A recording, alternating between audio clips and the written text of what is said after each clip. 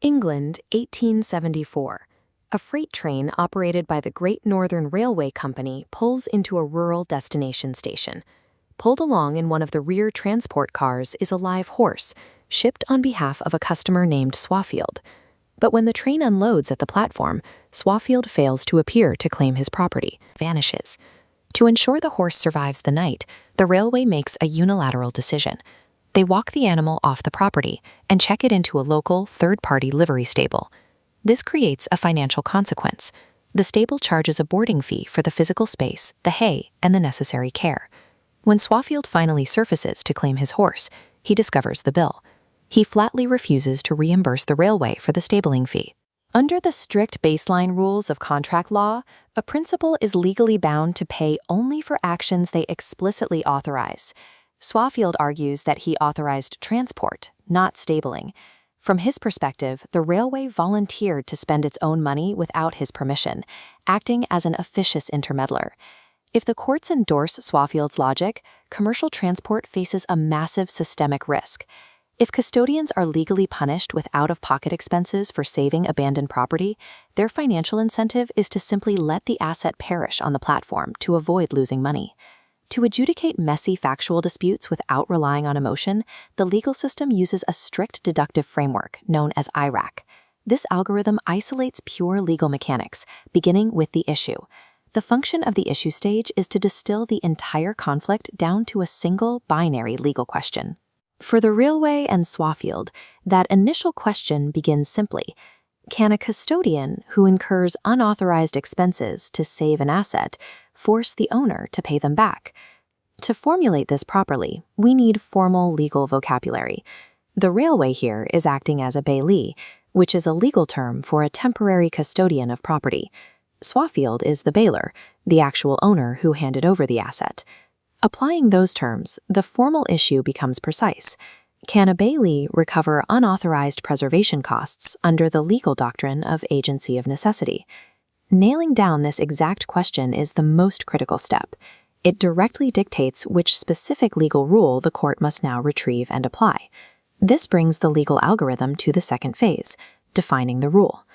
The common law is extremely reluctant to force financial obligations onto people without their clear consent, meaning the exception for necessity is kept incredibly narrow. To claim agency of necessity, a plaintiff must perfectly satisfy a strict four-part checklist. First, there must be a pre-existing legal relationship between the parties, most commonly a contract of bailment. Second, there must be an actual, imminent emergency that threatens the total destruction of the property.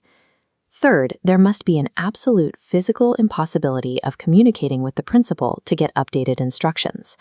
Finally, the agent's action must be bona fide. Bona fide means the action is taken in good faith, strictly in the commercial interest of the principal and not for self-enrichment. These conditions are conjunctive. Failing even a single element on this list completely destroys the claim of agency.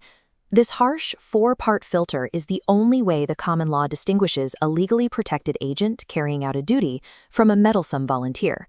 Now, the court executes the critical testing phase of the algorithm, application. Here, they map the historical facts of the Swaffield case on the right directly against the newly established rule on the left. The original transport contract immediately clears element 1. The railway and Swaffield clearly had a pre-existing legal relationship. A random bystander walking by the station couldn't claim agency for feeding the horse, but the railway's prior contract created a latent duty of care. Next, the conditions at the station satisfy element 2. Leaving a stranded live animal on a cold platform at night constitutes an actual emergency. The biological reality drives this urgency. Unlike a crate of steel, livestock exposed to the elements will rapidly deteriorate or die. If this had merely been a logistical inconvenience for the railway, the claim would fail. The rule demands a legitimate threat of total loss or severe damage to the asset. The railway has successfully proven a relationship and an emergency. But to win, they must prove they were utterly trapped by circumstance, with no alternative but unauthorized action. Element 3 focuses directly on the technological reality of 1874. This diagram contrasts the slow transmission speed of the era's telegraph networks against the rapid biological clock of a dying animal. The law is incredibly strict here. If the railway could have contacted Swaffield, they were legally required to wait for his orders. Because it was historically impossible to track him down in time, the element is satisfied.